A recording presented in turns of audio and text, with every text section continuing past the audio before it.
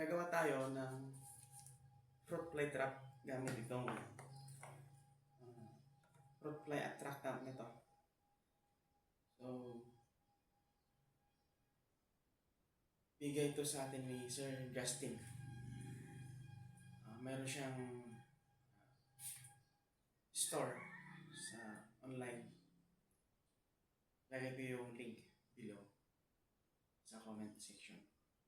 So, ito pala yung gagamitin natin pang attract sa male na fruit fly para sa naninira sa mga solanaceous, like yung tanim nating sili, yung atsal, tsaka si panigang. So yun yung main target natin ngayon na huhuliin. Sa mga previous vlog po natin, ipaliwanag natin doon kung ano yung pagkaiba ng fruit fly ng solanaceous tsaka sa fruit bearing trees like mangga, bayabas. So iba po yung mga fruit fly nun. So itong gamit natin na solution na to is for the solanaceous crop at cucurbits. Ang palaya, yan, upo, patola, yung mga solanaceous, sili, kamatis,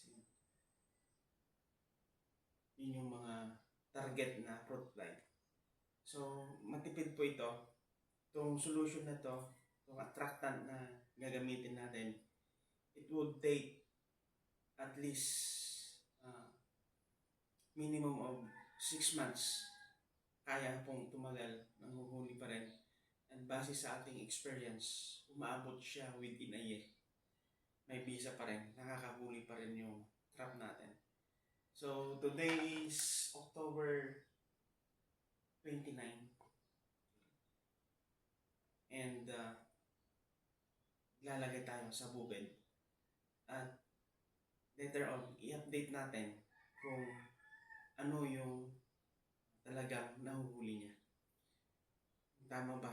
Kasi titignan nyo sa bukid po ninyo yung fruit fly na umaatake sa ating gulayan, solanaceous or cucurbits. Pansinin nyo po, batik-batik, may dark spot po yung kanyang pakpak, yung fruit fly. Pero kung naglagay kayo ng methyl eugenol, pakita natin yung isang gamit din natin na attractant.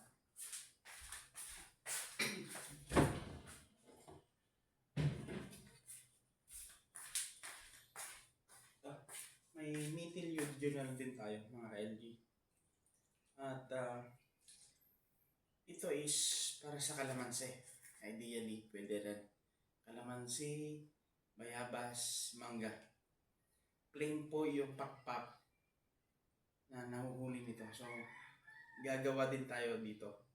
Magsasabit din tayo para pakita natin. Pakita natin yung kaya niyang huliin.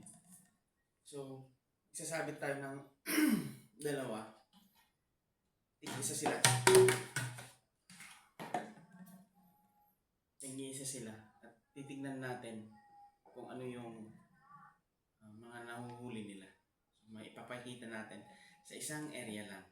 Sa isang sabitan. Okay? Let's go. So, ang unang ilalagay natin is ito. Para sa atsal, tanim natin. Tsaka sa bell pepper.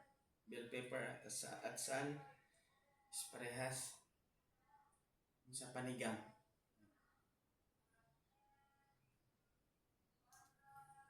Kasi nga, namumulaklak na yung ating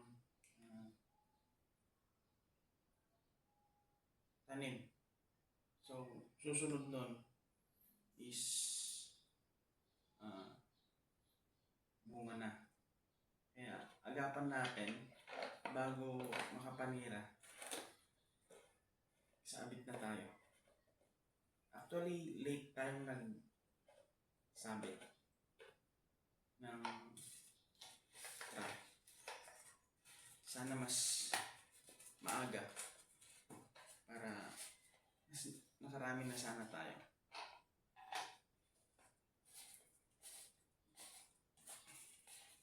Hindi sila compatible.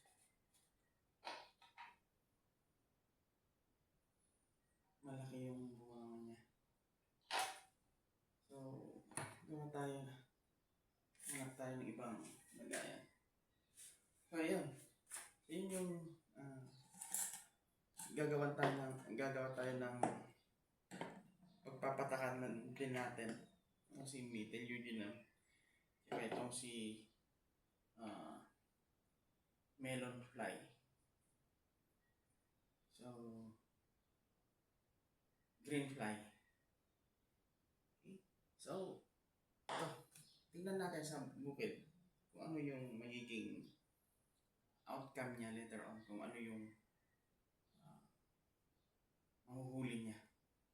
Every type or ng product. Kikita natin yung species ng fruit fly. Okay. Thank you for watching. And kung hindi ka pa nakasubscribe, so yun naman, paki-hit yung subscribe button and like button na rin. Yung notification bell, yung kalimutan para may bagong upload po tayong mga videos is makikita nyo po agad. Okay? Sharing is caring mga ka-LG.